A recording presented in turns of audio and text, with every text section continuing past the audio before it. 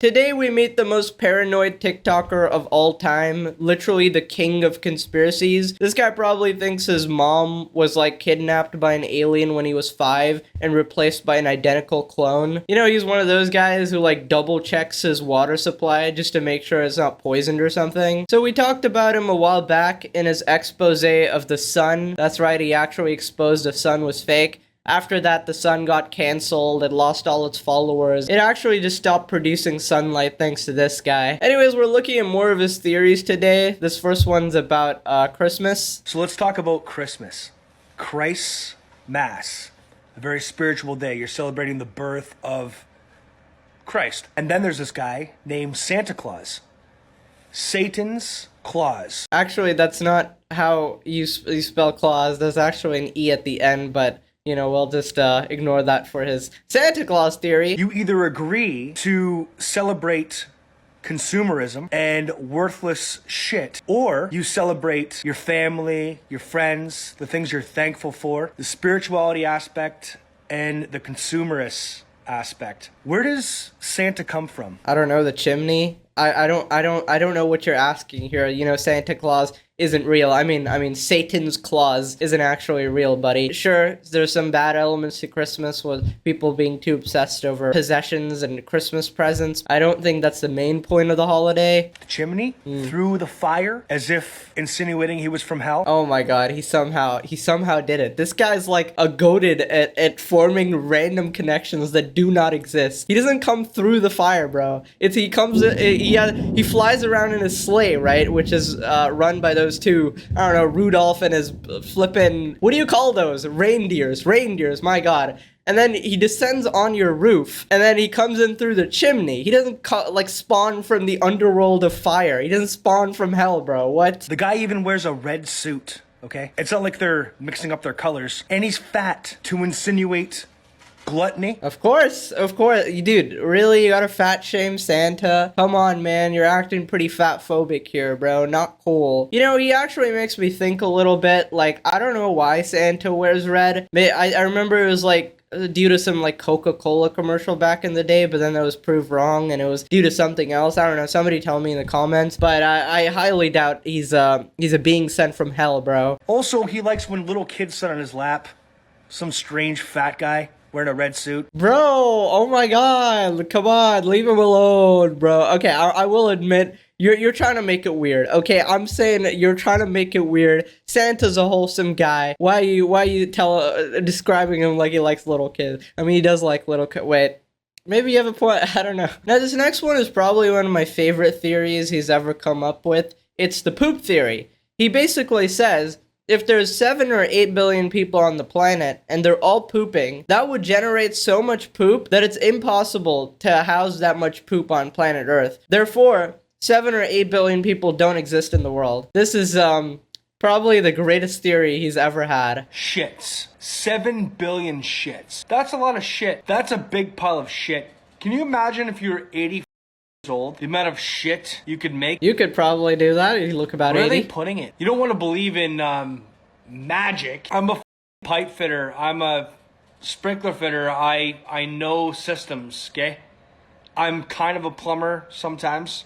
I can change a toilet. I don't know where shit goes. Have you tried the legendary website known as google.com? You know, you can Google the sewage system and what happens after you poop into your toilet, which I hope you do. I don't even know if he poops into a toilet at this point because he might think the toilet is another alien or something. He might just be pooping out in public. No, you never know. Maybe just straight into the grass.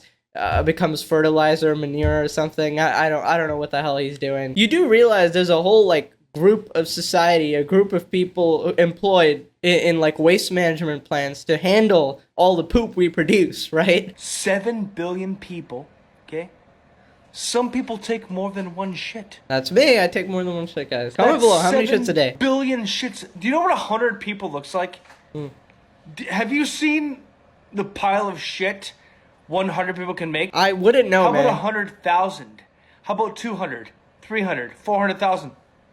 500,000, 999,999,999 shits. That's 1 billion. Times that by 7. I think he's trying to explain to us the magnitude of what 7 billion is. I get it, bro. It's a big number. But that doesn't mean we can't fit it on planet Earth, okay? It's not like the poop we produce just sits there in the amount of area that it occupies. It's not just piling up and then we'd never get rid of it, okay? There's plenty of ways to get rid of waste. Listen, this guy's making me think way too much. He's getting annoying, bro. I don't know what happens to the waste. What I learned in school, one, it gets put in like a landfill or something like that after getting treated, or it just gets burned, bro. I don't know, in like some giant furnace or something like that. But I don't know, some scientist there or whatever you might call it, waste factory manager, plant guy. There's always some guy in the comments, some expert. Tell me what happens, bro. And then add days. Where are they putting this shit? I think they all like stack it up inside your noggin, because that's all I see here, bro. Oh my god, it was so popular he made a sequel. Shit's part 2. Part 2. So I made a post about how much human waste human beings would create a day or in a year if there were 8 billion of us. And it's an unfathomable pile of shit, right? It's also an unfathomable number of people. There can't be that many people on Earth. The Earth is it's big, impossible. bro. People don't know the value of these numbers, okay? That's the problem. And this is why they do it, okay? If a person is born, there is millions of dollars allotted to each individual person. That's how much money you're going to make in your life. That's how much money you're going to spend, right? These millions of dollars. And the way the Federal Reserve works, if there's this many people in this country, there has to be this amount of money for supply and demand, basically. Bro is just spitting random words out of his mouth. Federal Reserve. This guy's one of those loonies, is like, oh, there's people at the top, you know, just deciding how much money each single person gets. You don't actually have any free will. You couldn't even decide whether to take a shit today. It was pre-decided by the government or something like that. You don't choose any course in your life. Some dude, some higher power is choosing for you. I don't know where this guy is coming up with these ideas. Probably while taking a shit, right? That's like the most efficient way to come up with these ideas. Okay, so this is another one of my favorites. This guy basically just doesn't understand street addresses and makes up a whole theory about them. You want to mind? This one's good. So, addresses, okay? The number on the front of your house. It always goes odd numbers on one side, even numbers on the other.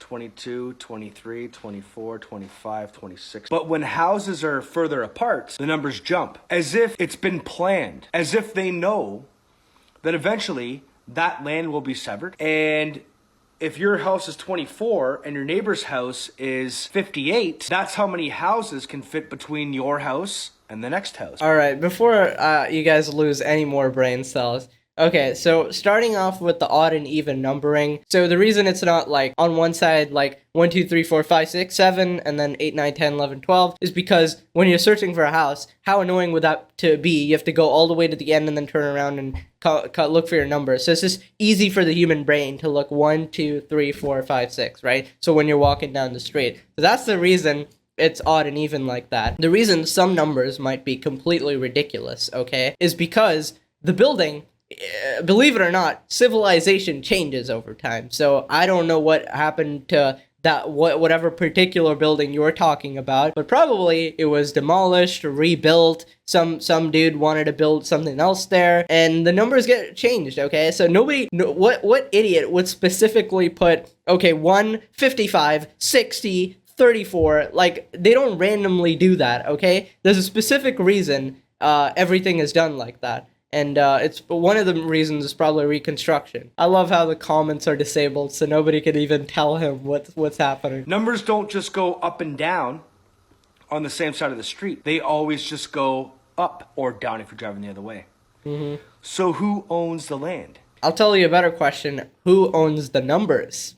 You never thought of that one, huh? Did you? Who owns the land? Probably the owner, dipshit. The landlord. I don't know. It can be a government owned building. If you bought it, it can be your building. You can buy it in some places. You can buy a property for like a set number of years, after which it goes back to the government or something, like 99 years or something like that. Every piece of land is accounted for. They mark the number on your house based on how much room there is to put another one. Right? Right? No, not right. Who told you this? Where are you getting this? There's no search on Google which tells you this. I know you've come up with this while sitting on your goddamn toilet. This is absolutely ridiculous. What if there's one and next to it I see 55? 55 houses cannot fit in between that space. You can disprove your theory in about 5 seconds. Go to a random location, bro. Oh my god. Bro really thought he discovered something there. He's like getting giddy with excitement. Okay, we got some sort of a TikTok theory here. Have you guys noticed that your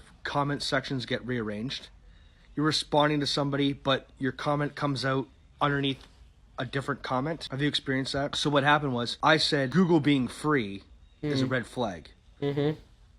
And this person said, also, so are library cards. Is that a red flag too? They wanted me to say yes. They could take that yes and put it somewhere else in the comment section. I like how there's just no response to the question. He's obviously mocking you over there. So, okay, Google being free is a bit of a red flag. I mean, okay, would you rather it be paid, that you pay for every goddamn search? Obviously not. But the reason it's free is obviously they have ads, right? And that's how they make their money.